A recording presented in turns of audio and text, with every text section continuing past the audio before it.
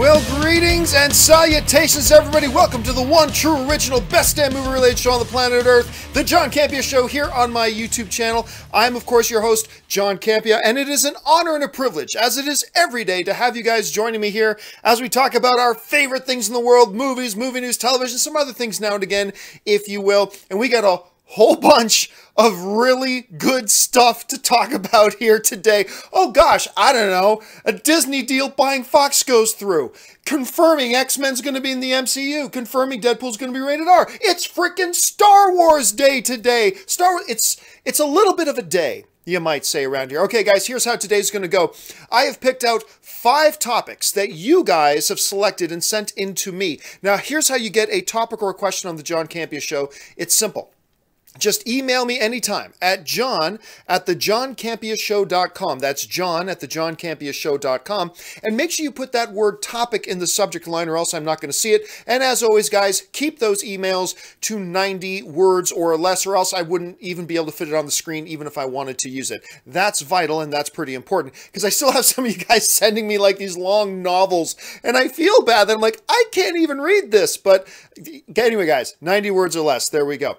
Okay, now, then when we get into the second part of the show, I'm going to take some live questions from you guys. The best way to get a live question on the show is to use the super chat function. Now, I want to make an announcement about something that happened on the John Campea Show yesterday. Every once in a while, I got to get on here. Well, you guys already know I'm pretty much an idiot. And every once in a while, I have to get on here and confirm to you all that I am a massive idiot. So, on yesterday's show, I let everybody know, you guys might remember that we ran out of time and there were still like 15 super chat questions still left. And I made a promise. I said, I'm going to do another video, a companion video to this one, and I'll put it up a little bit later today, answering the rest of those questions. So that happens. Now, I open a browser window that shows me all the super chat questions. Now, as I was getting ready to do the new video, I noticed one of the super chat questions had a little bit of a significant Star Wars spoiler in it. It wasn't on purpose. They weren't being a jerk or anything. It wasn't on purpose. So I go and click remove, but it didn't go anywhere because as you guys know, I put the super chat questions here on the side so everybody can see it. And I'm like, well, I got to remove this. So I click remove and it didn't remove, and I click remove again, it didn't remove. And I thought, okay, I'll just refresh the page. Maybe then it'll disappear. And I refreshed the page and all the questions disappeared with a little message that says, this live stream is over. And there was no way to get them back, and I lost all the questions. So my deepest apologies to everybody. I screwed up yesterday.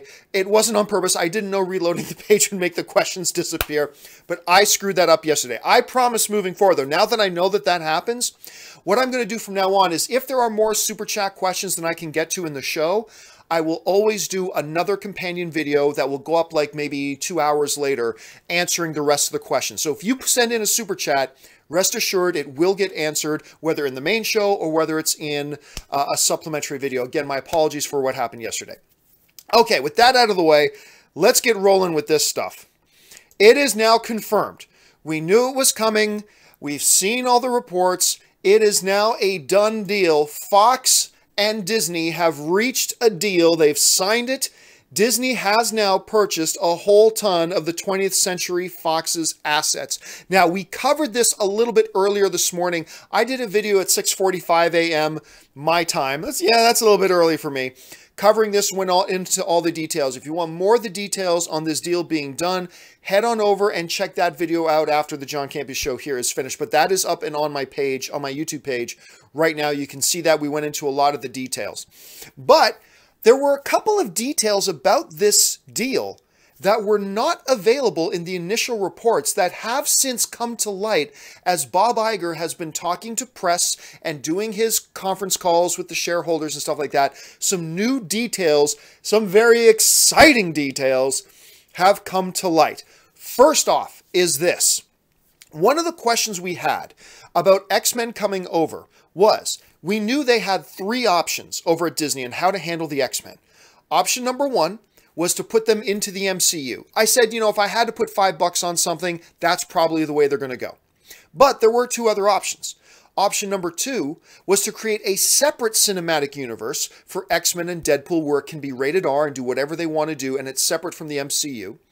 A third option they had was to not do any movies with them and really leverage them for their upcoming streaming services. Those are the three options. Again, I said I'd put $5 on him just joining the MCU, but there are other options. However, Bob Iger has confirmed in an interview that the MCU is going to be expanding to include the X-Men, the Fantastic Four, and Deadpool. Let me read you the exact quote that Bob Iger gave. The exact quote, where did it go? Here it is.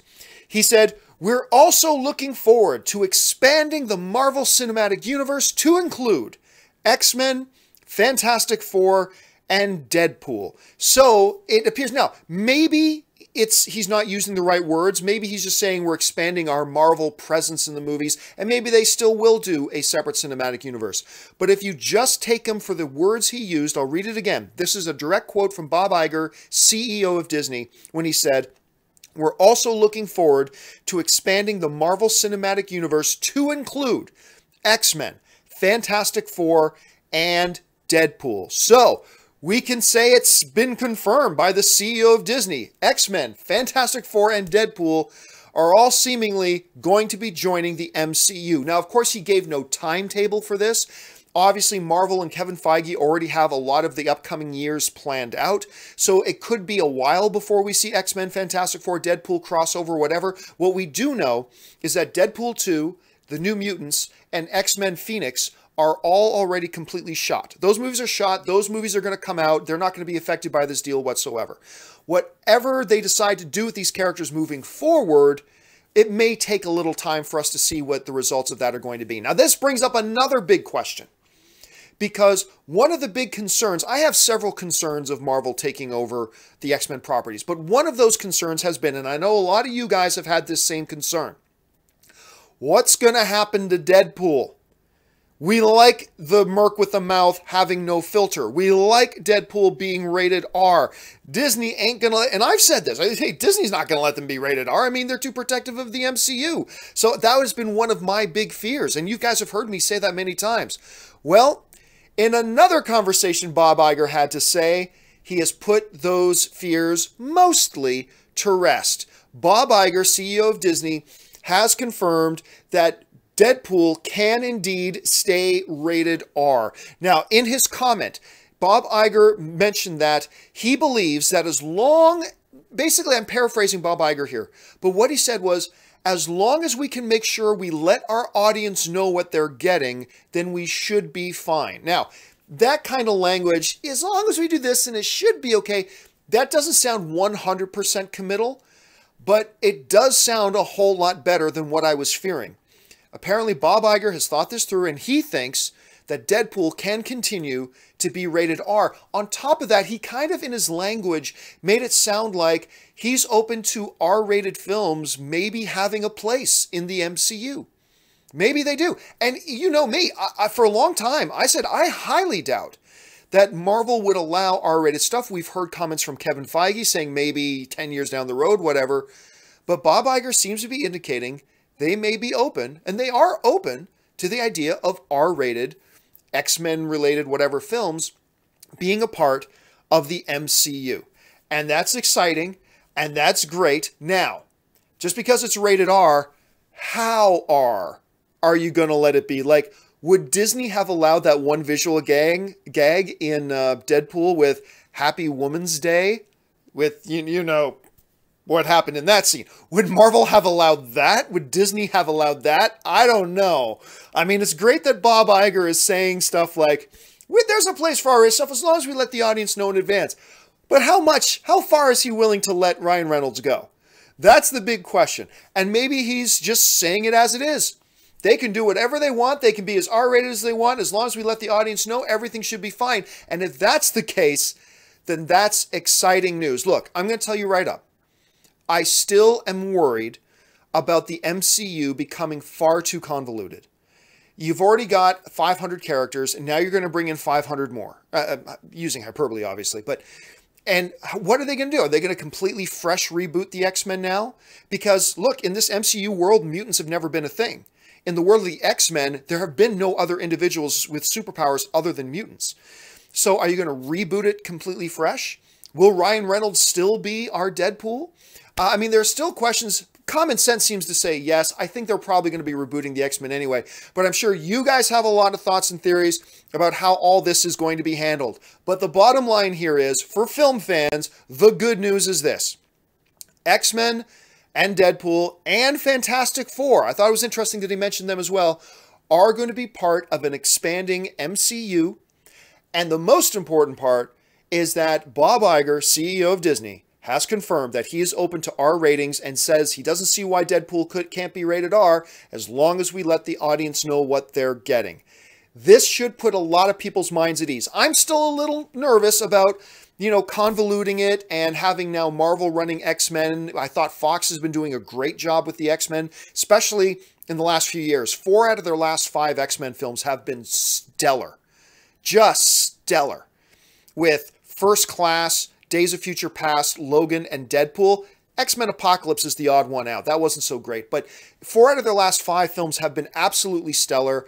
They've got a fresh new look on things. I am nervous about them coming over to the MCU, but at least we're finding out they're going to keep Deadpool rated R. Let's see where that goes. I want to know what you guys have to think. Jump into the comments section and let me know your thoughts.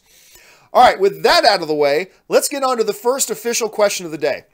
And the first official question today comes to us from Jake Brownlee, who writes, as one of the few guys on YouTube constantly being positive about the upcoming Sony Venom movie, that I'm pretty much the lone voice there. What did you make of the casting of Woody Harrelson in the movie? I think he's a great actor.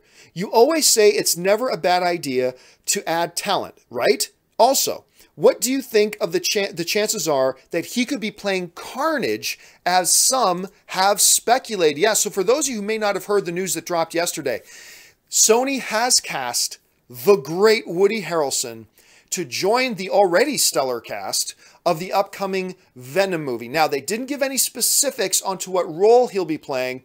There was one kind of offhanded comment in one of the reports saying he's going to play something of a henchman. Woody Harrelson is going to play a henchman. I don't think so. So I'm not really quite sure what they're alluding to here. So let's start with number 1. What do I think about the casting? The casting is awesome. The casting is awesome. Woody Harrelson has been killing it as an actor for the past 7, 8, 9 years. I mean, he just delivers. Even when he's in some crappy movies, he usually brings like a force of a performance. And by the way, he's in that new movie, 3 Billboards Outside Ebbing, Missouri, that's going to get some Oscar attention. And he is bloody unbelievable in that film. I think there's an outside shot he gets a Best Supporting Actor nomination. I wouldn't put money on it, but I think there's an outside shot he does. But anyway, he's just freaking awesome. So you add him to an already solid cast that's obviously being led by Tom Hardy, I should say, and you've got the recipe for something really good. Look, I am one of the few guys who've been saying, don't write off this Venom project. This Venom project could be something really special. And the fact that they're getting A-list caliber talent like this, now with adding Woody Harrelson involved, you have to know there's got to be something to the script. There's something that's getting these people excited to go, yes, I want to be a part of that. Now, that doesn't mean anything necessarily. This movie could be a dumpster fire. This movie could completely suck. Absolutely. But I think there's more things here to be positive about than there are things to be nervous about. And there are things to be nervous about, but I'm just starting to feel like the positive's outweighing the negative. So I have a feeling this thing's going to turn out really, really good. Then again, I'm the moron who thought the newest Transformers movie might work out okay. How did that work out? Not so well. All right, let's move on to the next question. And the next question today comes to us from one of my Patreon supporters, Dale Lansley, who writes, hey, John, I have 2 related questions about that annoying Variety The Last Jedi review. Firstly, could Variety face any backlash from Disney for that review? I'm guessing they didn't really break any rules. Also, I don't want to risk reading Variety's articles about Star Wars. Have they addressed the reviews issues yet? Keep up the great work. Well, thanks a lot for the question, man. And yeah, for those of you who don't know, this was a really big pet peeve thing of mine.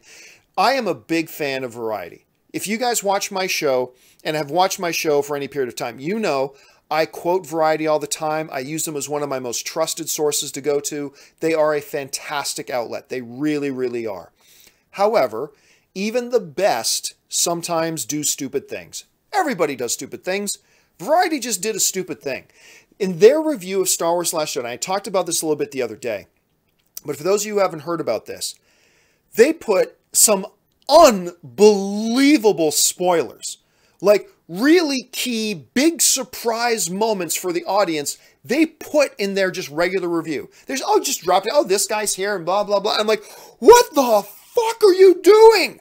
Like, I couldn't believe it. I had to reread it to say, are they really this dumb? And first of all, you've got a critic who's writing it, which is, what are you thinking?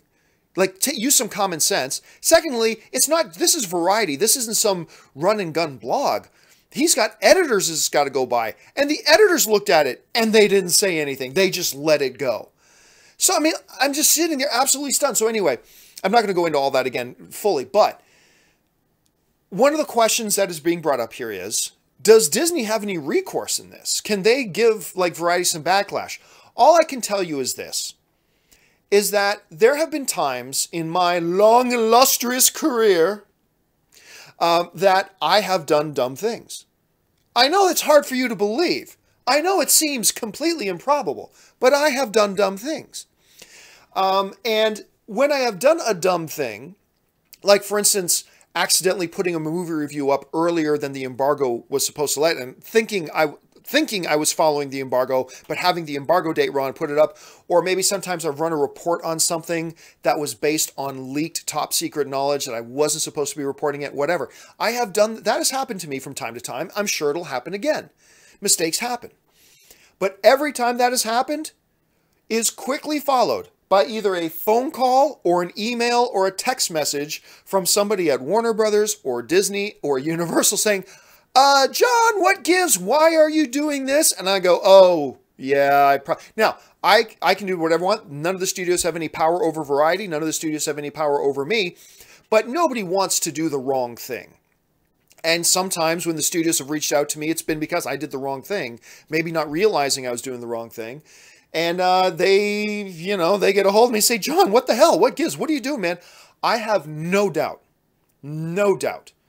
that some reps from Disney and Lucasfilm were probably on the horn with Variety after that review dropped and saying, what the bloody hell, dudes?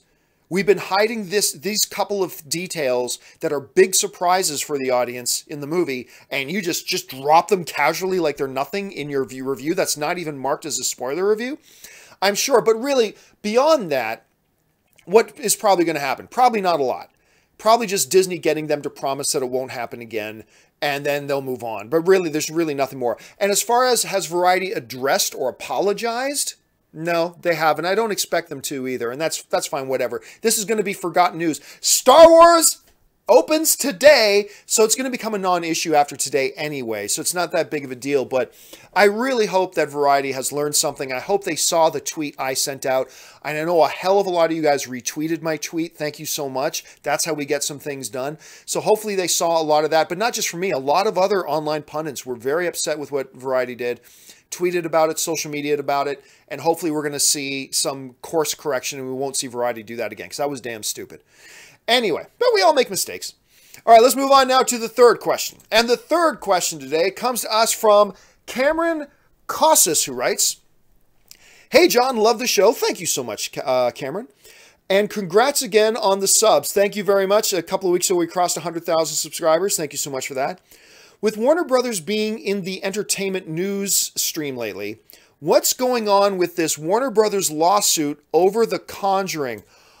Oh my God. If you guys have not been following this, maybe you guys, with everything going on with Disney and Fox and Star Wars opening, I wouldn't blame you at all if this has flown totally under your radar.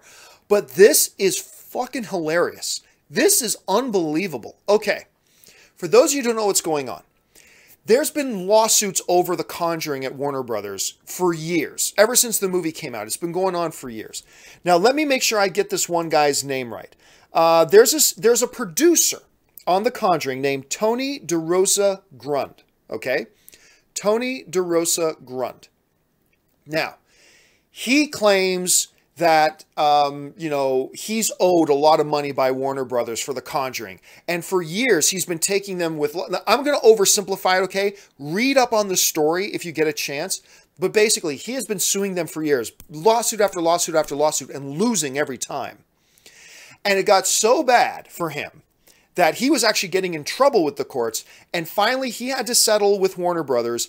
And a part of that agreement that got reached was that he could never sue Warner Brothers again. He can never pull this kind of stuff again. He can never try to do anything to disparage Warner Brothers or whatever with things according to the Conjuring, okay? That happened years ago. Once again, the name is Tony DeRosa Grunt. They've got to make a movie out of this, okay? Now, here it goes. The story continues. Now, a little while later, a writer by the name of Brittle, I'm forgetting his first name, but we'll just call him Mr. Brittle for now, okay? And that's his actual name, Mr. Brittle.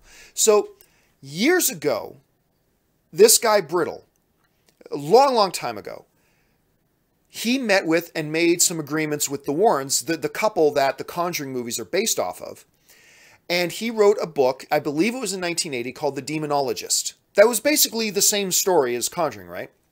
Anyway, Mr. Brittle brought a lawsuit earlier this year for close to $1 billion against Warner Brothers, saying he's the only one who has the rights to make these movies and all this kind of stuff, and Warner Brothers owes him $1 billion. Somewhere around the summertime, Warner Brothers tried to have the case dismissed, and the court refused to dismiss it and said the trial was moving forward. And it looked like Warner Brothers could really be on the hook. Not only that, but Mr. Brittle in his lawsuit was also pushing for an injunction against like the Conjuring or Annabelle 2 coming out, or any future Conjuring movies from coming out. And Annabelle 2 is on its way. So this had potential disaster written all over it for Warner Brothers, okay? But then this amazing plot twist happens that comes right out of a novel, comes right out of a movie. So here's the plot twist. All of a sudden, out of nowhere, Mr. Brittle and Warner Brothers announced that the lawsuit is over, that Warner Brothers has reached an agreement with Mr. Brittle because of this. Warner Brothers found out and was able to prove that Mr. Brittle basically had nothing to do with this lawsuit. Remember that first guy I mentioned? That Tony DeRosa Grunt, the guy who had been suing Warner Brothers over and over and over and over again, and finally had to reach a settlement where he said, I'm not going to bring any more lawsuits. Turns out this Mr. Brittle lawsuit was all Tony DeRosa Grunt. It was all him. Staying behind the curtain, still trying to jab at Warner Brothers, still trying to get money out of Warner Brothers, but he was not legally allowed to do that, so he's been using this writer, Mr. Brittle, as a puppet to do it, and Mr. Brittle acknowledged it. Brittle came out and said, yep, it's pretty much all been this guy. He's the one who's been, like, apparently paying my lawyers. He's the one who's been orchestrating this whole thing. And I was like, holy crap! Like, this is a Shyamalan-style plot twist. It's insane. Look, seriously, I'm just giving you the Coles notes on this. There's a bunch of really good articles on this, starting with Variety and The Hollywood Reporter back when the lawsuit started. I encourage you, find those old articles when the lawsuit started and just start reading it in chronological order. And then Deadline did a great article kind of summing it all up. And I know I'm spending a lot of time on this story, but seriously, guys, this is one of the most fascinating Hollywood stories I have ever read about. So find that thing. Again, it's surrounding The Conjuring. The dude's name was Tony DeRosa Grunt, all based on a brand new lawsuit by Brittle. Twists and turns and intrigue and sabotage and industrial espionage. And this story's got everything. I was just enthralled reading about all this kind of stuff. So to answer the question, what's the status of that lawsuit? The lawsuit is now done. It's done. However, this Tony DeRosa Grunt could be facing some real legal problems coming up here soon. But anyway, go and read about that story. I hope you find it as fascinating as I did, man, because I found it completely enthralling. All right, let's move on now. We move on to the next story. The next topic comes to us from Mr. David Rainey. And David Rainey writes, "Hi, John. Loving the content. Thank you so much. And thrilled to make it a part of my day. The Marvel portion of the Disney/Fox deal excites me, but I'm really excited they will walk away with 60% of Hulu. I believe they will use Hulu instead of launching their own streamer. It would allow them to use Fox's library without attaching the Disney name, and it's already a player in the market. Besides, why compete with yourself?" All right, so for those of you who don't know what David is referring to, a part of this big acquisition that Disney has now made over Fox is that Disney, who is a 30% owner of Hulu, now takes over Fox's 30% ownership of Hulu, de facto making Warner Bros. Marvel, Warner Bros. DC, Universal, now making Disney a 60% owner of Hulu, making them a majority controlling owner. Now, there are a couple of other owners still involved. Warner Brothers is one of the other owners, and Comcast is one of the other owners. So we have to keep that in mind. While Disney controls 60%, there are still other owners involved, being Comcast and Warner Brothers, competitors of Disney. So yes, they do own 60%. However, those other guys are ownerships too. With that being the case, you know that Disney has no interest in launching their big new streaming service and having other people also be owners of it. You know that's not what they're into right now. So what they're going to do with Hulu is fascinating. Bob Iger did mention Hulu, and he said, you know, this whole new deal is exciting for Hulu because it's going to allow Hulu to expand and become a more consistent competitor against Netflix and all this kind of stuff, right? So apparently they have some plans for Hulu.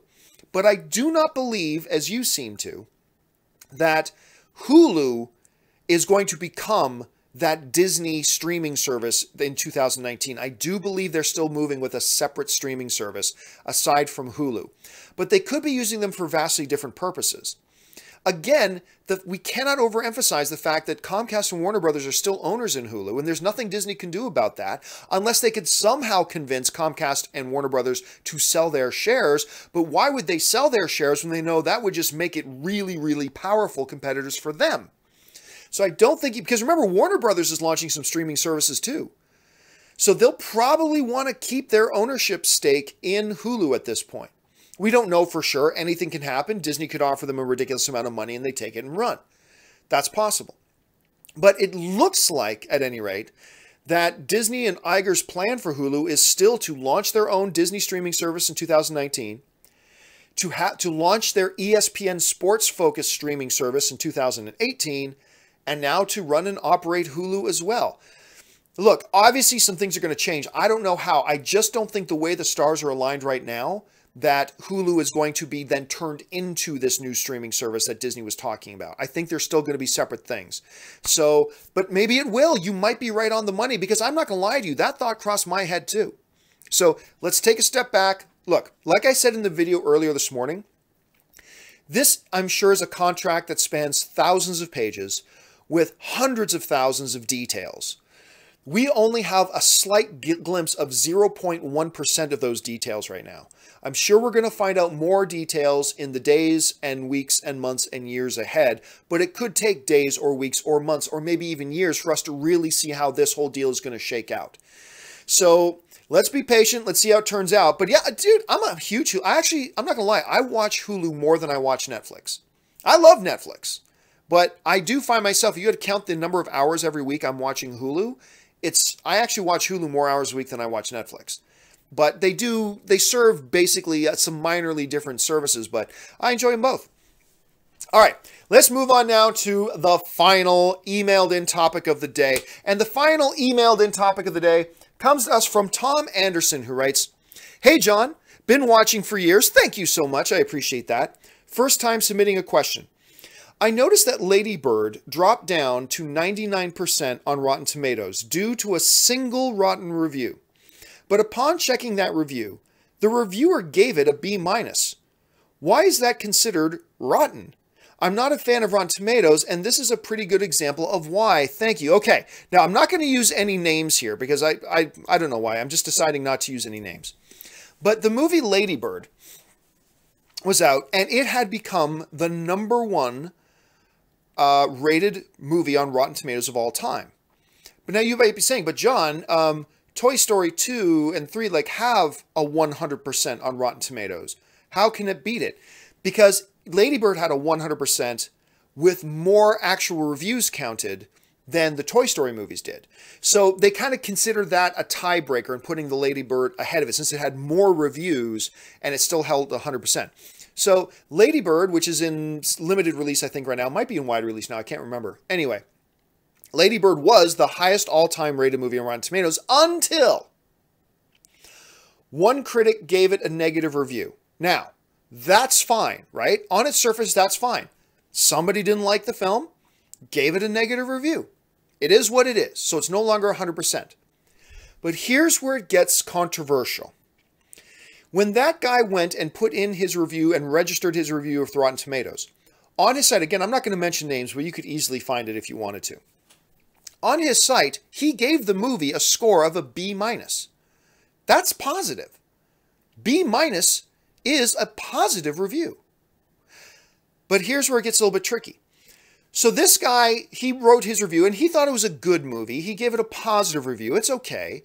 But he didn't think it was nearly as good as everybody was making it out to be. Again, that's fine. Nothing wrong with that. So when he went to Rotten Tomatoes, he tweeted about this himself. When he went on to Rotten Tomatoes and he put in his review, he, as the review author, had the option of giving a positive or a negative, a tomato or a splat, you know, a thumb up or a thumb down.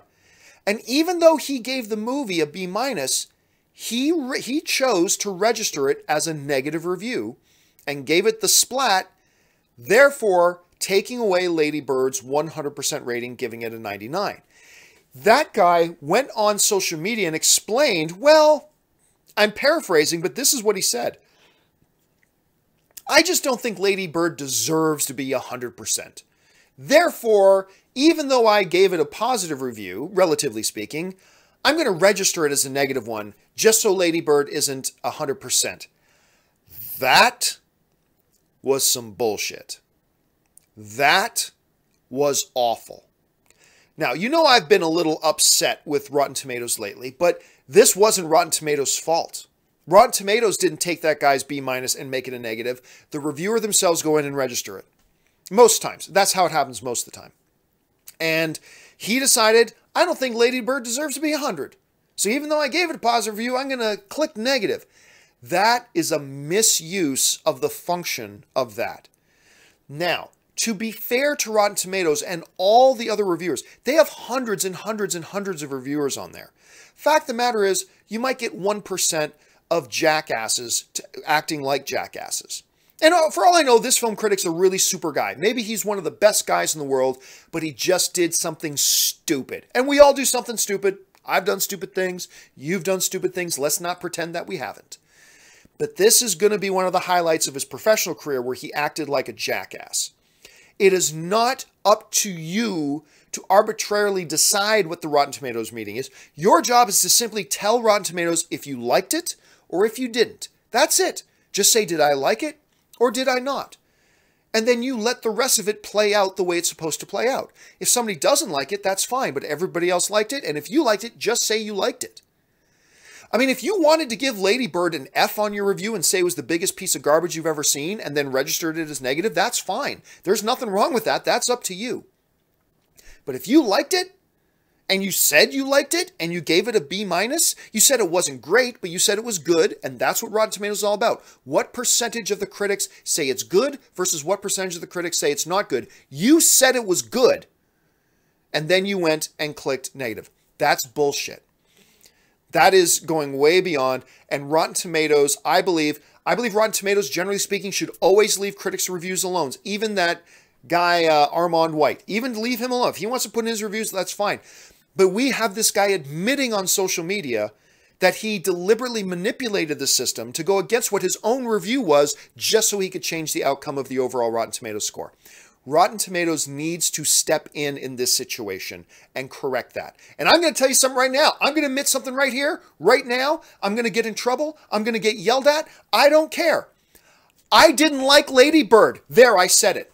There. Now I've got everybody going, pulling a Home Alone. But John, it's the highest rated movie of all time. I get it. I'm totally in the minority. I was excited about watching this film. I went in, I watched it. And I left. I left about an hour into the movie. I couldn't stay awake. I thought it was boring as hell. I didn't feel authentic to me, whatever. But you know what? Everybody else loves it, and that's fine. I'm not going to tell anybody else not to see it. I'm not going to say it's a horrible movie. All I'm going to say is, for me, the movie didn't work. So if I was a Rotten Tomato critic, I would have been submitting a negative review because I didn't like it. Oh, there, I admitted it. I said it right out loud. I'm the odd guy out. I'm the one guy on the planet who didn't like Lady Bird. I don't think it's trash. I don't think it's garbage. I don't think it's like one of the worst films of the year. No. But I didn't enjoy it. I didn't think it was all that good that everybody else says it is. But everybody else is saying it is, so I respect that. That's fine. But Rotten Tomatoes should step in and do something about this guy. They really should, because he openly admitted that he basically perjured himself. He betrayed his own opinion. He betrayed himself, went on the system and put that in. So personally, to me, they should ban this guy from Rotten Tomatoes. They should certainly remove his review from Rotten Tomatoes, reinstitute that 100%, because that's what it really is. Because his review was positive, therefore that should be 100%. This needs to be fixed, and I think Rotten Tomatoes should step in and do that, and maybe even consider banning this guy for life. Or just giving him a warning. Take down that one review of his and give him a warning, but whatever. Okay, guys, that will do it for the first half of the show. We're going to get now into the live questions, and I'm looking over at the live question board, and I'm going to tell you right now, there are a lot of questions in there. So if you have not yet sent in a super chat, I'm going to encourage you not to, but if you still want to, feel free. I will answer any super chat questions that I don't get to in this show in a separate video. But if you want it on this one, I'm going to warn you, there's a chance you may not get in if you send one in now. Okay, now before we get to those live questions though, it is that time of the show that I do my 1-minute commercial break where I do my admittedly shameless plug for the one thing that keeps the lights on around here, my Patreon campaign and my wonderful Patreon supporters. So here, check this out. We'll be back in just 1 minute. For those of you who have followed me for any period of time, you guys know that I made the decision recently to leave the corporate overlords. I no longer wanted to work for corporations. I wanted to be an independent content creator. And the only way I've been able to do that is by the support of my Patreon supporters. So what I would like to do is to ask you guys who watch my shows, who spend any amount of time with me every single month, to consider going over to www.patreon.com/John Campea. There you'll get all the information about what exactly does it mean to be a Patreon supporter of mine? What does being a Patreon supporter do for helping to make sure that shows like this one and all the other shows I do here on my channel can actually be produced? And on top of that, what benefits are there to being a Patreon supporter? And maybe if you guys can check that out, if you decide you want to be one of my Patreon supporters, that would be awesome. And if you don't, that's perfectly fine too. I'm just happy that you guys have decided to be here today and be a fellow movie fan and join us in the conversation. So go and check out the website, see if you want to become a Patreon supporter. And now let's get back. All right, guys, thank you again, and a special thank you to those of you guys who are already my Patreon supporters. Thank you so much. You guys are the reason this show is even made possible. And guys, there are benefits to being a Patreon supporter as well. Actual audio podcasts of the John Campea Show, as well as Weekly Hero and Star Wars Talk Tuesdays. We do a John Campea after show. After this show is done, we do a quick 10-15 minutes going a little bit deeper into the stuff on our exclusive Facebook group. Anyway, just go check out the Patreon page and see if being a Patreon supporter is for you. And if it is, awesome. Thank you for contributing. And if not, no problem. I'm just happy you're here being a film fan with us. All right, with that stuff all out of the way now, let's get over to the live questions that have been coming in, starting off with Stephen Foley, who just sent in a super chat. Thank you so much, Stephen. Alan Gonzalez Cordova writes in, could the MCU not use X-Men or Fantastic Four, but start using more villains or other characters little by little? That's certainly an option that's available to Marvel at this point. Because I know one of the things a lot of people have been excited about is not necessarily Fantastic Four, but Galactus, Silver Surfer, Doctor Doom. Like, a lot of people have been excited about the notion of seeing these Fantastic Four villains in the MCU more than they've been excited about the Fantastic Four themselves. That's been a lot of people out there. But is that what they're going to do? Who knows? But is that an option for them? Absolutely it is. It is certainly an option that we could see Magneto in the MCU before we see any X-Men. It's totally possible that we could see Doctor Doom in the MCU before seeing any Fantastic Four people. That is options available to Marvel, and maybe they'll do it. Who knows? I know it'll make a lot of people happy. All right, let's move on here. Jake Theron writes, keep it filthy, bring on Galactus, love this stuff. Well, I mean, that's exactly what we were just talking about, Jake. A lot of people want to see Galactus, but not as a giant space fart, which is basically what he was before. We don't want giant space fart, we want Galactus. And maybe now, maybe we'll have a chance to see that. Thanks a lot for the question, Jake.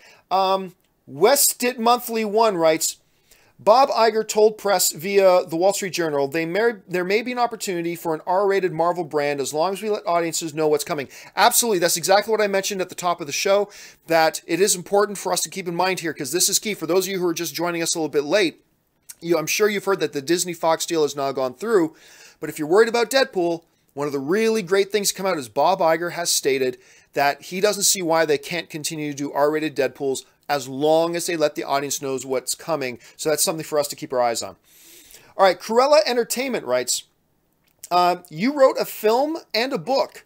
Can we see you do a comic? Well, yes, I did. I've made 2 films, actually, a documentary and a romantic comedy, and then I also wrote a novel. A comic book is tough because I can just write a movie on my own. I can write a novel on my own. What I cannot do is draw. I suck at drawing. I mean, suck. I mean, your 4-year-old nephew who has some kind of debilitating injury in his left hand. That's how bad I suck. So it would mean me having to invest a lot of money into hiring an artist to work with me to make a comic. It's something I've thought about. Don't get me wrong. I have thought about it. I just don't know if I can invest like all that kind of money and stuff. I don't know if I can afford that, but maybe something can happen in the future where I can pull that off. I've had a few ideas, but we'll see what happens. All right. Ryan Fenley writes, thoughts on Ken joining the Lion's Den? I don't keep up with it, so I really have no opinion about it. So I have no idea what's going on there. But thank you for asking anyway. Christos Siokos writes, hey, John, huge longtime fan from Greece. Oh, I love Greece and goes there quite often, actually. How come you're not bummed out from that huge spoiler we knew about The Last Jedi? Oh, how come you're not bummed out about the huge spoiler that you knew about The Last Jedi ruining the surprise for you? Love your show. Look, I've told you guys before, spoilers, while it's a big deal to the movie fan community, and I want to protect the movie fan community as much as I can, spoilers honestly don't do it that much, don't ruin it that much for me.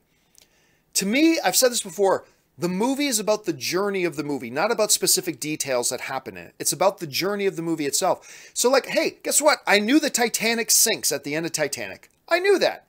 Didn't ruin my enjoyment. It was about the journey getting there. There was a major significant spoiler I knew about The Last Jedi for the past year. I'll reveal what that spoiler was on Sunday when we do my spoiler review on Sunday. But honestly, it didn't bother me one little bit. It didn't affect my enjoyment of the film, whatever. I knew that that's where it was going, but to me, it's about the journey getting there and then how do they do it? That's what it is for me. So, yeah, so honestly, it didn't ruin it for me, but I know it would have ruined it for a lot of people. That's why I didn't talk about it online. All right. Phil Lee puts in a super chat. Thank you so much, Phil. Tony Bush writes in, I respect Campea for wanting to get to Twitter questions. Shows he's not all about the money. The super chats was not your fault. Appreciate the honesty. Yeah, I talked the other day about super chats and about, why super chats replacing the Twitter questions and how the super chats are actually superior to the Twitter questions. Here, a couple of benefits of super chats over Twitter. Number one, you could send in a tweet, but the fact of the matter is only got to about 1 out of every 20 tweets that got sent in. So you can send in all the tweets you want. There was no guarantee your question would be on the show. Second, I still make sure that more than half the show is about the user-submitted questions, right? Because the first half of the show is all from emails that the fans send in. It's all your stuff that you guys send in to me. The third benefit was, of course, that if you really want to make sure your question or comment gets on the show, using Super Chat guarantees that it gets on the show. So that's another thing. And then, of course, a big benefit for me, somebody who does this full time and, tries to make ends meet, it creates a revenue stream for me as well. So that's a huge benefit for me as well. So for me, when I looked at the super chats, when YouTube introduced it for us, it just seemed like a win-win-win-win. And I'm thrilled to use them and I'm thrilled to hear, because honestly, it really does help me out a lot. It helps the viewers out a lot because it guarantees they get their stuff answered, whether it's in this video or in a companion video. So it's worked out really well, and I'm really happy with it. So there you go. Thank you so much for bringing that up, Tony. Keith O'Neill writes, what does the Disney/Fox buyout mean for the rights to the Adam West Batman TV series? Fox produced and owns the show. Warner Brothers didn't own DC when that was made. That's a good question. I don't know. Remember when I mentioned a little bit earlier that this deal between Disney and Fox is a deal that is probably a contract that is thousands of pages long. And within those thousands of pages are hundreds of thousands of details. And I'm sure one of those details is like, where is the Adam West Batman? Do they belong to Warner Brothers at this point? Do they belong to Fox? The character Batman belongs to Warner Brothers. So I don't know. Those are details we'll probably find out as we move forward. I have a feeling they probably belongs to Warner Brothers. I have a feeling those rights probably go back to Warner Brothers. I'm not 100% sure about that, but let's keep our eyes open. At this point, my bet would be that they go back to Warner Brothers, but let's find out. That's a really interesting question. That's something I had not considered before. So let's keep our eyes on that. Phil Lee writes in, final nail in the coffin for Channing Tatum and his Gambit movie now? Not necessarily. But remember, with all the drama that surrounded the Channing Tatum Gambit movie, lately, it has developed some momentum. It seemed to get back on track. They brought in a new screenwriter. They seemed to set a release date. Everything seemed to be moving forward. There's no reason at this point. Look, is it something that Disney could say, hey guys, that Gambit movie, just stop it right now? They could do that. That could happen. But as of right now, I haven't seen any indication to tell us one way or the other, if that's what Bob Iger and Disney's going to do. I don't see that there's any reason right now not to assume that they're just going to move ahead with the Gambit plan as it is. Of course, again, they could totally pull the plug on it now. They haven't started shooting it. It's not like Deadpool 2 or X-Men Phoenix or New Mutants, where those films are already shot.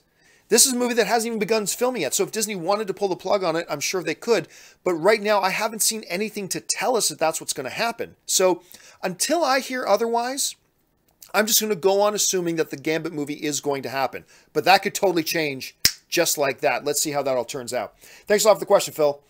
Next question comes to us from Ben Rayner, who writes, when they recast Wolverine, who do you think they will go younger or someone in their 30s or older? My pick, if they go younger, would be Zac Efron. Hey, which is funny because Zac Efron is actually doing a movie with Hugh Jackman right now, and I've been listening to the soundtrack of The Greatest Showman for about a week now. It's insanely good. And you guys know me. Look, I'm one of the rare people that I think Zac Efron does not get enough credit. Has he been in some really crappy movies? Yes, he has. He absolutely has. But he's been in some gems of films where, like, some smaller, more indie films where he has just delivered some amazing performances.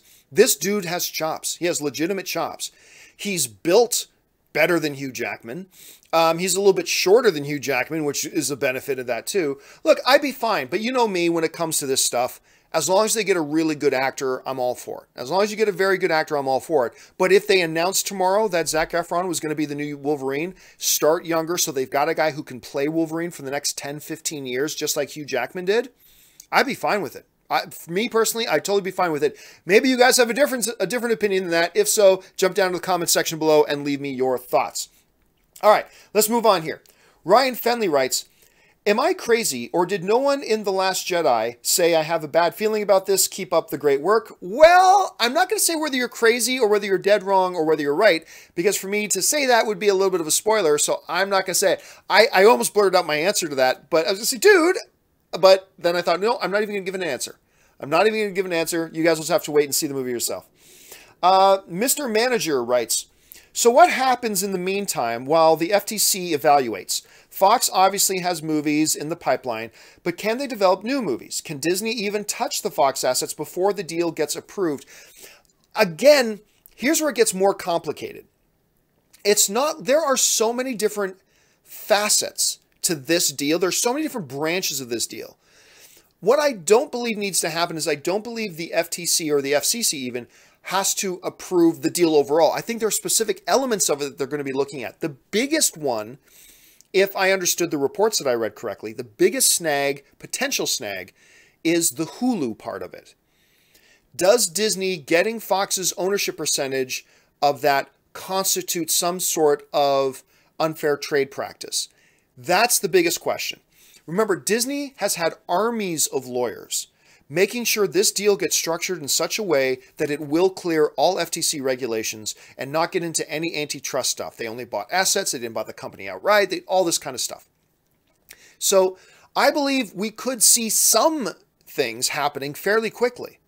But bigger picture stuff like when will the next X-Men movie after Phoenix happen? When's the next one after that going to happen?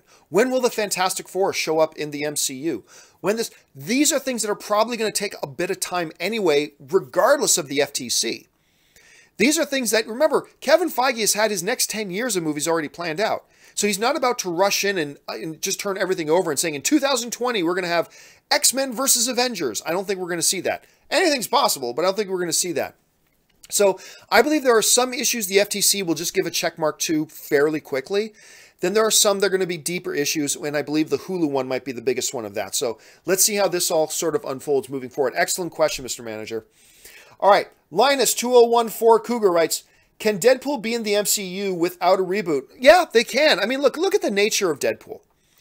First of all, the Fox movies are all continuity schmontinuity anyway, right? Continuity schmontinuity. I mean, Deadpool himself is a reboot of the Deadpool Ryan Reynolds played in X-Men Origins Wolverine. He's already rebooted. So you can reboot him again, still with Ryan Reynolds, or just make minor changes in his backstory just to accommodate it. The Fox movies have never cared about continuity. Not one bit has Fox ever cared about continuity. So I don't really see that that'll be a big issue. So can you bring him over without rebooting him? Yeah, you can. Does that mean they will? Don't know. Again, there's a 1,000 things that need to be taken into consideration here. They've got a big mess, a huge tangled web that they're going to have to start to sift through and hopefully come up with something really good for us. Great question. Nathan writes, do you like the animation style in A Scanner Darkly? For that movie, yes. I think what they did in that movie was really good for that movie. Now, I've had some other people ask me on social media before, why don't you think more movies have used that style? Because I don't know that that style would work in everything. It's not a style, it's not a very flexible style that you can apply to many different types of movies. It's not that type of style. I think it worked really well in Scanner Darkly, and to be honest with you, I might have only liked the animation style because I liked the movie. Maybe if I didn't like the movie, I wouldn't think highly of the animation style. I'd have to think about that. It's been a long time since I've seen Scanner Darkly, but generally speaking off the top of my head, yeah, I liked it. Ranger Freaks 95 writes, it would be awesome if Deadpool 2 made a last-minute after-credit scene acknowledging the Disney-Fox deal. Well, look, that is something that can be done very simply because it has no repercussions. See, a lot of people have been saying to me and asking about, will Avengers Infinity War have a Logan after-credit scene or have an X-Men after scene or have Deadpool in the post-credit scene? I don't think so, because any post-credit scene with those would have to be taken seriously. It's now part of their canon and part of their continuity. Deadpool does not matter. Deadpool talks about Ryan Reynolds himself on the cover of a magazine. I mean, you can do anything ridiculous and it has no ramifications, no repercussions, not connected to anything. It's totally fine. So I would be shocked if we don't find a couple of little Easter egg jokes inside Deadpool 2 now. I'm sure they're going to go back for some reshoots, which were probably already planned a long time ago. And a new post-credit scene, a couple of little Disney owning and buying Fox and Disney buying Deadpool. I'm sure we're going to see a couple of those jokes in there. I feel pretty confident of that because it's a different story than, say, an Avengers movie trying to shoehorn and force in a post-credit scene with X-Men or with Logan or with Deadpool. That's a different story. That's a little bit, that causes some more complications that I don't think they're ready to address yet. Whereas with Deadpool, it totally doesn't matter. So I wouldn't be surprised at all if we see that. Matt, whose last name I always mispronounce, Gillimet, writes, do you think Ant-Man 2 will beat Justice League's opening weekend? Oh, yeah. Yeah, who would have thought we'd ever be saying that? I do believe that Ant-Man's opening weekend box office is going to beat Justice League's opening weekend box office. What a frickin' world we live in. But that's where we're at. Jose M. writes, with the Fox-Disney deal done, I get everyone's excitement about the Marvel, but why isn't anyone talking about the thousands of jobs being in limbo? Well, because there's nothing we can do about it. Look, whenever one company takes over another company, there are shakeups. But right now, here's the thing. We don't know. Like, why isn't anybody talking about the thousands of jobs being lost? We don't know that there's going to be thousands of jobs lost. We don't know that. For all we know, they're not going to lay off anybody. Look, when Wanda bought AMC back in the day when I worked at AMC Theaters, nothing changed. Nobody lost a job. Everything went moving full steam ahead just as it was. It could be that, you know, Disney takes over these Fox studios and maybe everybody there keeps their jobs. Maybe they adjust their job titles. Everybody is now subservient to Kevin Feige, but I mean, maybe it really doesn't change all that much. We just don't know. So there's nothing to talk about yet. Why aren't we talking about the thousands of jobs being lost? Because we don't know there are going to be thousands of jobs lost. It's probable there will be some. But until we find out, there's no point in us speculating or worrying about it right now. Let's just see how it shakes out and see what kind of changes are actually going to be made. But I love that you're thinking in those terms. I think that's great that you're thinking about it. But until we know something, there's not a lot of point of us going too deep into it. Thanks a lot for the question, Jose. Devontae Brown writes, John, is there Force lightning in The Last Jedi? I cannot answer that. You know I can't answer that. Why'd you even ask the question? Come on, Devontae. You know I can't answer that. Ben Rayner writes, over or under 60%, Deadpool makes a reference to Cable looking less purple because he's Thanos in Deadpool 2. I'll take the under. I think it's certainly possible, but I'm going to take the under. I'll take the under of that. Although, if he does make a joke about that, I will laugh myself sick in theaters. Like, I will just straight up laugh myself sick in theaters if he does that. Stephen Foley writes, hey, John, what's the probability that Disney will keep 21st Century Fox or rename it 21st Century Pictures and allow them to operate semi-autonomously like they did with Lucasfilm and Marvel Studios? I think it's a very real possibility.